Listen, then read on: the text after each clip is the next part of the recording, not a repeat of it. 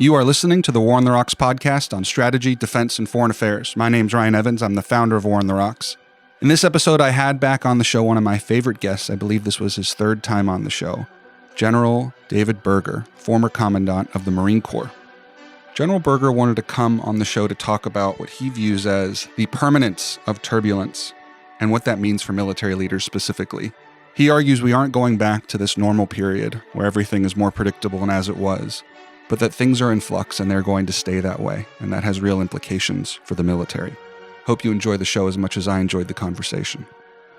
So I was really pleased when I heard you wanted to come on the show again, and was surprised, but then very pleasantly surprised when I learned more what you wanted to talk about. And it all started with this speech that you gave, and I'd like you to tell the audience a little bit about what that speech was and what led to it. The Marine Corps asked me to speak this morning at the Modern Day Marine, which is an annual, similar to the Army Air and Space, it's their annual symposium conference. And they at first wanted me to talk about an effort that Mr. Bloomberg asked me to head up. But then I thought after working on it a little bit with some others that it wasn't far enough. Actually, the main point, probably worth discussing in that audience, is the environment that we're in right now, and is it unique or is it short or brief or whatever? And then if it's not, how do we develop the leaders? How do we change the way we're working to get ready for that? That was the genesis. You sort of describe the environment as this permanence of disruption,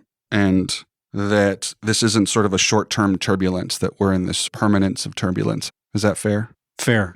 I think amplified by this administration coming in with a clear agenda that was a very different approach. The media certainly captured that. And I think just historically and the public-wise, they naturally are going to say that's a shock and then things will settle down. I don't believe that they will for a number of reasons. I don't think it's a temporary thing. What are the events or trends that sort of settled you into that opinion? First, after a couple months into this administration, there's no slowdown, no let-up in new initiatives, new ideas. That tells you that it wasn't play one hand of cards, we're done, and then we're back to the previous game. I think, one, there are going to be new ideas that they already had in mind, but two, I think they've already demonstrated as things unfold, they're going to adapt and play new cards. So that's what led me to believe this isn't a 90-day period or a 6-month period and then back to calmness. Why do you think it was particularly important for military leaders to hear what you had to say about this and to process this and to internalize this? Maybe 2 or 3 reasons. One, in another sense, in a metaphor that I used this morning, we are trained, most of us, to plan for and respond to hurricanes and typhoons and earthquakes and et cetera. So we know how to do that. And we don't panic. The leaders know how to do that systematically. They know how to divide it into stages and phases. We know how to do that. So my point to them was, first, this isn't new. First of all, you're actually prepared to do this mentally, and you've done it before, just in a different context. Second, I think we have to get past the mental block of if we just hold our breath long enough, then the storm will pass. You can hold your breath for a long time, but not long enough. This is not a storm that's going to pass. So get past that mentally. Move on to this is how it's going to be for at least as far as we can see. And third, if that's true, I told them, don't treat it as a bad thing, as something that you can de-risk, like some companies perhaps would say, this is an opportunity. We know how to operate in fog and friction, like Clausewitz said. There's opportunities in here if we can see them, if we can take advantage of them. What kind of opportunities? When all the chess pieces are in the air, there are opportunities to take action that they aren't there when every piece is set and has been there for a very long time. So if a team comes in, a group of leaders comes in and say, we're open to new ideas, we have our own, and the old ideas, I'm happy for you to challenge them. Boy, that's an opportunity that maybe wasn't there before. Look at it as such. Challenge the assumptions. Challenge the ways that we did it before. In other words, the ideas that you had 2 or 3 years ago of, God, I really like to try that, and nobody wanted to listen to you. This is perhaps that time. You particularly emphasized in the speech grit, resilience, and adaptability. How would you recommend that military leaders, even at the sort of small unit level, actually realize and roll that out in practice? One, the training that we do at the lowest level has to be as realistic as possible, first. And second, you have to allow, not just allow, you have to encourage junior leaders to take risks, try a way that hasn't been tried before. And then if it works, great. If it doesn't work, also great. But that's not always the way the training and exercises are run. If you, Ryan, were to try a way and it didn't work out too often, you're punished. And then everybody else gets the message, okay, use the accepted methods only. So some of it is how we train. But at the higher levels, I think we have to look at ourselves in a mirror as senior military leaders and bounce it off of our organizational culture, which you and I talked about a minute ago, and ask ourselves, is that getting in the way? Is that inhibiting? Is that preventing us from being disruptive, being creative? Is our culture getting in our own way? Yeah, I want to talk about organizational culture, but you brought an important point up on training, and I think there's a lot of uncertainty about training. I don't know if you had a chance to read Secretary of Defense's memo on how all training must be focused on lethality and warfighting. I did. I read that, and my personal concern was, I get it, and in a sense, I'm supportive of it, but I was concerned that there was no specificity as to what that actually meant. And obviously, at the end of the day, the military's job is to fight and win wars and or ideally deter them. But if you don't explain what that means in terms of delivering lethality and warfighting, I think you create a lot of uncertainty in the services as to what training they're supposed to be delivering. And what we don't need right now is uncertainty. What do you think? My sense is, you'd have to ask him, but my read on it, he was trying to change a focus without the details. If the details don't follow, some follow-on guidance about, okay, what are the left and right kind of limits? What are the boundaries? Without being overly prescriptive. I think the first shot across the bow of there's only one reason that we have a military at the end of the day, to win, to protect our national interests. Let's take the focus back to there. That was my read. But if nothing comes behind it, it's just that, okay, we need to all be focused on this, but the how, nothing to follow. That said, though, Ryan, I think you can go too far and be overly prescriptive. But there should be something, I would anticipate there's probably something behind that after that. So organizational culture is such an important aspect, and it's really what makes us our own worst enemies sometimes. What are some of the problems with our organizational culture across the services that limits our ability to be resilient and also adaptive to this era of turbulence? Here, maybe an unfair comparison, but a useful one to me. If you compare ourselves to the private sector, there's some companies that have been around 100 years. There's some that have been around 20, 25 years. And there's some that, somebody started in a garage a year and a half ago. The ones that started in a year and a half ago, they got everything on the table. They got nothing to lose. They're like all in. The ones who are 100 years old, sometimes their own culture gets in the way because this is what got us this far. This way of doing business, this is our way of doing business. Our tradition, our history inhibits us. And we need to bank on that. That's a source of strength, but it can't tie our hands. It can't be, that's the way that we must do it going forward. Another way to approach it is the values in the military, in our services, in a company, they don't change. But the methods, okay, we got to be creative. We got to be questioned. How do we do it? How have we always done it? Is that really the right way going forward? Without walking away from your core values. What concrete actions can leaders at various levels, all the way from junior NCOs all the way up to senior officers, take to reshape organizational culture? You have to go beyond saying, which is kind of what you're hinting at. Saying stuff, especially to Marines who are pretty good at sniffing out things that have been said, and I don't see anything following it. They're really good at that. You got to follow it. And by that, I mean from top down. If you say you're going to back your leaders and you say, challenge the assumptions, be creative, be disruptive, they're watching to see if that's backed up by action.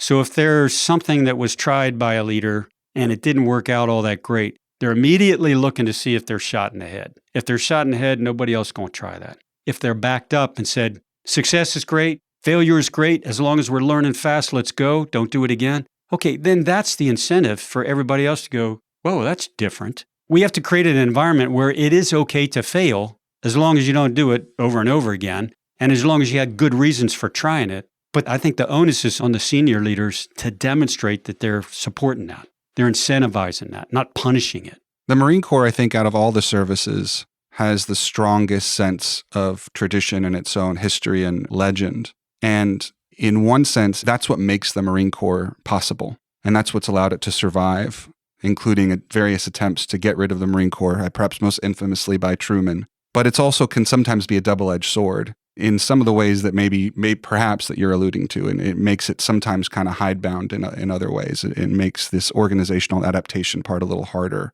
Do you think that's fair, or do you think that's unfair? Fair.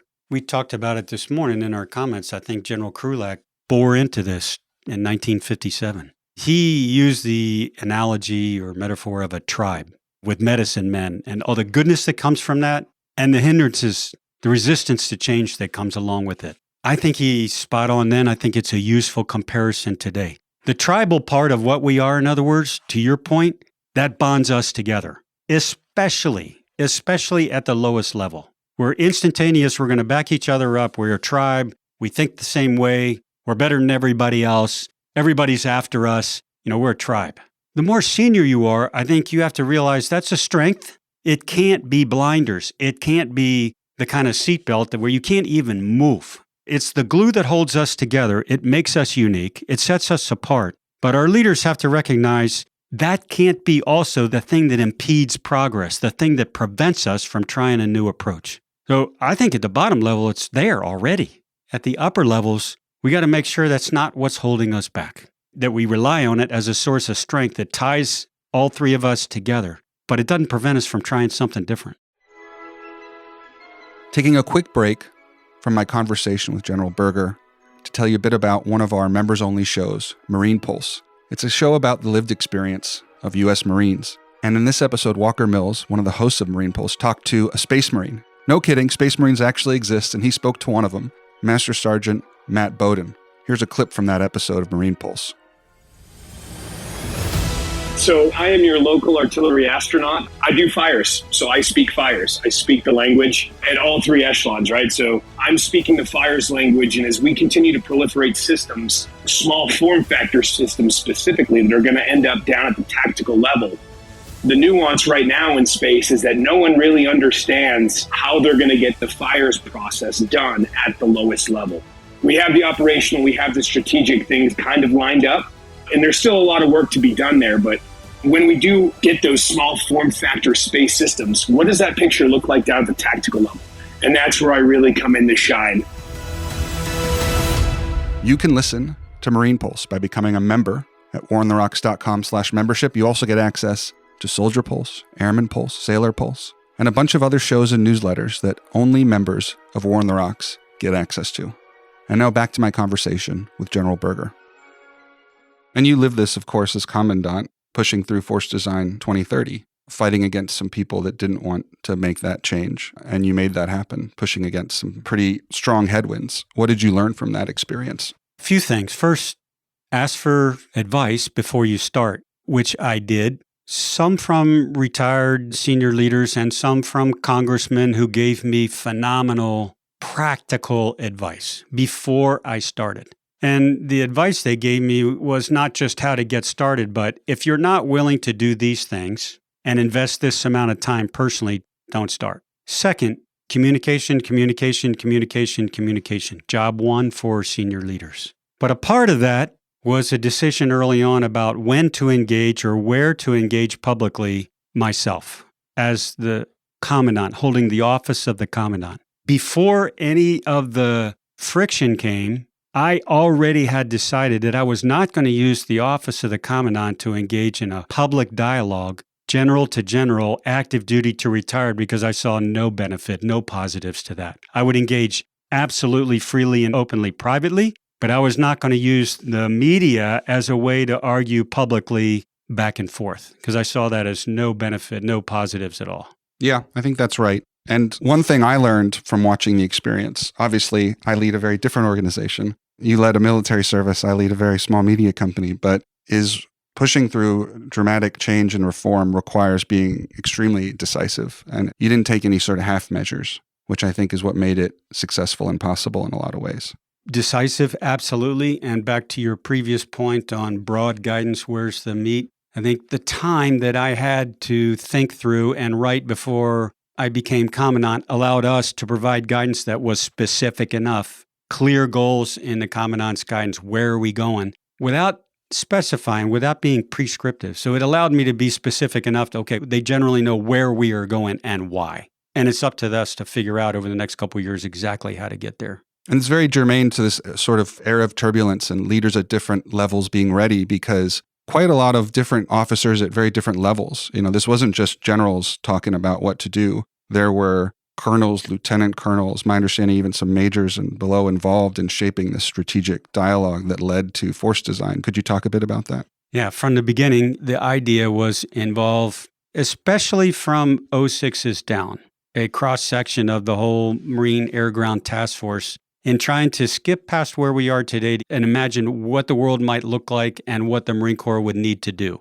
I gave them very few restraints, very few limitations, broad guidance, but they had access to me every day. And this was for months. And then in the refinement of that and the execution of that, the key was I was absolutely sure myself that if you're going to look out a decade, you're going to get things wrong. Or not wrong. It's not going to turn out exactly how you had envisioned it. So you have to have loops that are built back into the organization where you can make the adjustments in stride. And the third thing is I needed to be willing, and my successors need to be willing to adapt, to adjust as you see evidence that, okay, we need to make a little bit left or a little bit right. And don't get stuck by, well, the original plan said adapt along the way and move quickly. You mentioned in your speech the importance of listening is maybe the most important leadership skill, and this obviously ties to that. I'd love to hear some other stories about maybe earlier in your career before you were a general officer, where you learned that, maybe who you learned that from, and different mentors that you think demonstrated that. When I was a captain, somewhere along in the first 10 years, we had a battalion commander that was not liked at all. The staff NCOs were really up in arms. The battalion XO at the time, a major who had a ton of experience in combat from Vietnam and credibility like, you and I would dream of, he became a listening sounding board for the staff NCOs in that battalion. I watched that happen because he could have said, I'm the XO, shut up. This is where the battalion commander's going, shut up and do. Without being subversive, he made himself available. He listened. Now, he explained what the colonel wanted to do, but I think they immediately gathered to him because he was willing to listen, genuinely, sincerely listen.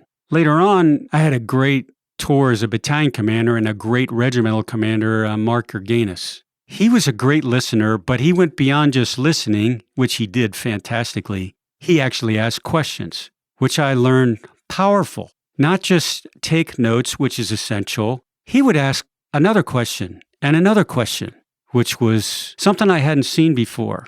And the point wasn't that I'm going to do everything that you think we should do. But immediately the Marines who were talking with it, and it could have been a captain or a staff sergeant, like he's actually not just taking notes, he's asking me questions like, I need more to unpack that. Like, what's the rest of the story? Boy, that was powerful. In combat, I can remember clearly in Afghanistan, when I was a division commander, there was a tank unit leader who was a captain, a company commander, and he had an idea for trying something in an area that we had tried to fix this area. The Brits had before us. This is in Helmand province, and none of it had stuck. None of it had worked. So the captain says, when we're visiting his unit, can you come listen to it? Can you come listen to this idea? Well, he had it all laid out on a terrain model. And for probably 20 minutes, he and his lieutenants and his staff NCOs laid out this plan for how tanks and artillery and helicopters and infantry and all this other stuff. At first, you're like, there's nothing he's going to tell me that a general doesn't already know. I've been a grunt for my whole life. But if you put that ego aside and you listen, and you ask questions like Colonel Gerganis taught me to do, it was like a great plan. 2 weeks later, we tried it. It worked.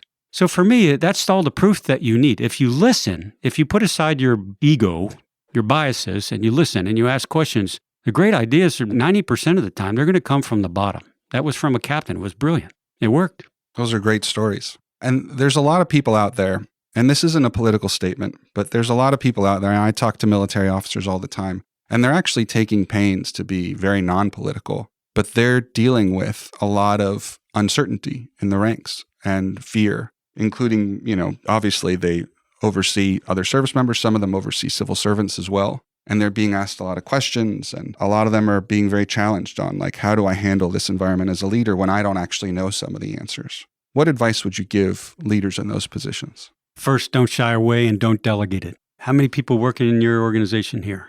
About 10. Okay, 10. If it's a really tough issue here in your organization, they need to hear from you, right? Not the number 2 or the number 3. So first of all, don't shy away from it. It's an opportunity to communicate, which is your primary responsibility. It's not to be the most tactically brilliant person in the room. It's actually to communicate. That's your primary job 1. So first, don't back away from it. Look at it as an opportunity. Second, get in front of them, be honest, tell them what you know, tell them what you don't know, and then listen. In fact, this is tied to your early point. Don't listen to respond. Listen to understand. And sometimes there is no respond.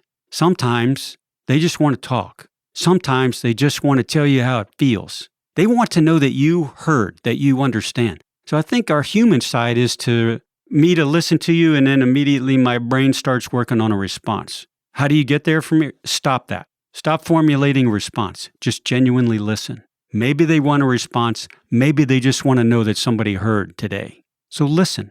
You don't have to know all the answers. In other words, that's not failure as a leader. Tell them honestly what you don't know. You are their voice up the chain of command. But sometimes I've learned they just want you to listen and to know that they've been heard. And that's enough. And they don't expect you to have all the answers. But too many leaders, I think, try to wing it. Answer off the cuff. And I got to have an answer or else I look like less of a leader. Wrong. That's great advice. You mentioned you've been a grunt all your life. What's it like being a retired grunt? Great. It's awesome. I'm not the only one, but I had the chances in my Marine Corps time to do things that I would never, ever have been able to do anywhere else.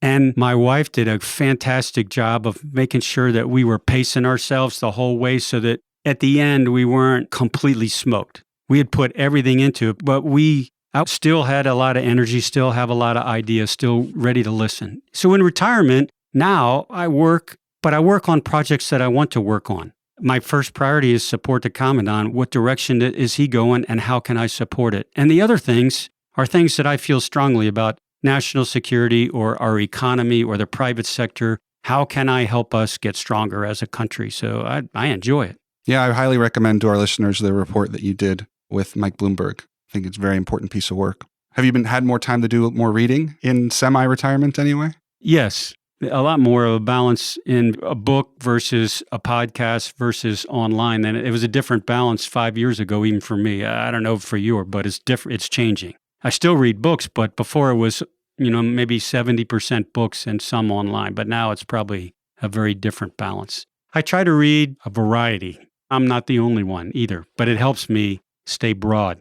I liked reading Genesis that recently passed secretary and two others wrote a couple of years ago. It's about artificial intelligence and what may play out in the next few years. That kind of book fascinates me. A Marine gave me a copy of Life After Power, I think it's called, and the author picked 5 presidents and dove into what did they do after their presidency that was unique or maybe even greater contribution to the U.S. legacy than when they were a president. Was one of them Teddy Roosevelt? Yeah. He just had the best post-presidential, most interesting anyway, post-presidential. So yeah, I like to read books. I don't think that will ever stop. But now articles, journals, and podcasts that you listen to, because you can do that while you're driving, all that you know what I mean. What are some of the non-national security podcasts that you listen to?